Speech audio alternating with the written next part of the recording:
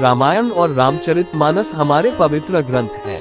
तुलसीदास जी ने श्री राम को ईश्वर मानकर रामचरितमानस की रचना की है, किंतु आदिकवि वाल्मीकि ने अपने रामायण में श्री राम को मनुष्य ही माना है। तुलसीदास जी ने रामचरितमानस को राम के राज्याभिषेक के बाद समाप्त कर दिया है, वहीं आदिकवि श्री वाल्मीकि ने अपने रामायण में कथा को आगे श्री राम के महाप्रयाण तक वर्णित किया है। महाराजा दशरथ ने पुत्र प्राप्ति हेतु यज्ञ आरंभ करने की ठानी। महाराज की आज्ञानुसार श्यामकर्ण घोड़ा चतुरंगिनी सेना के साथ छुड़वा दिया गया। महाराज दशरथ ने समस्त मनस्वी, तपस्वी, विद्वान ऋषि मुनियों तथा वेदविज्ञ प्रकांड पंडितों को यज्ञ संपन्न कराने के लिए बुलावा भेज दिया। निश्चित समय आने पर समस्त अभ्यागतों के साथ महाराज दशरथ अपने गुरु वशिष्ठ जी तथा अपने परम मित्र अन्य देश के अधिपति लोभापाद के जामाता ऋग ऋषि को लेकर यज्ञ मंडप में पधारे।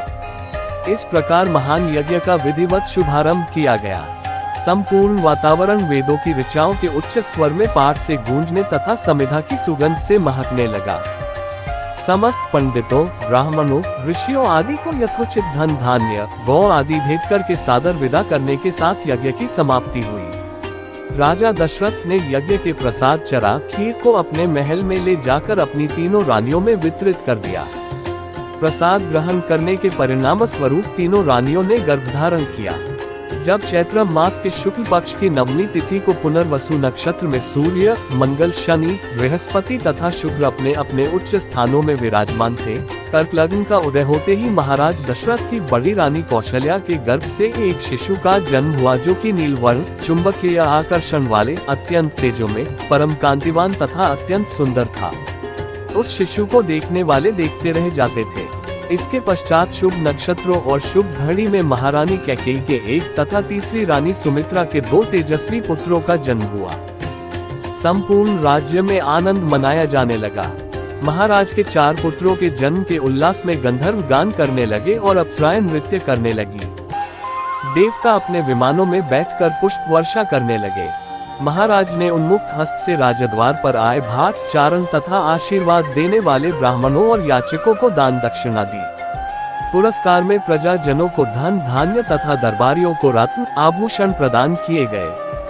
चारों पुत्रों का नामकरण संस्कार महर्षि वशिष्ठ के द्वारा किया गया तथा उनके नाम रामचंद्र, भरत, लक्ष्मण और शत्रुघ्न रखे गए। आयु बढ़ने के साथ ही साथ रामचंद्र गुणों में भी अपने भाइयों से आगे बढ़ने तथा प्रजा में अत्यंत लोकप्रिय होने लगे।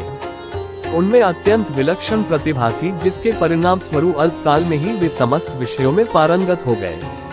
उन्हें सभी प्रकार के अस्त्र शस्त्रों को चलाने तथा हाथी, घोड़े एवं सभी प्रकार के वाहनों की सवारी में उन्हें असाधारण निपुणता प्राप्त हो गई। वे निरंतर माता पिता और गुरुजनों की सेवा में लगे रहते थे।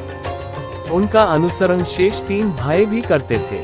गुरुजनों के प्रति जितनी श्रद्धा भक्ति इन चारों भाइयों में थी, उतना ही उनमें परस्पर प्रेम और सौहार्द भी था।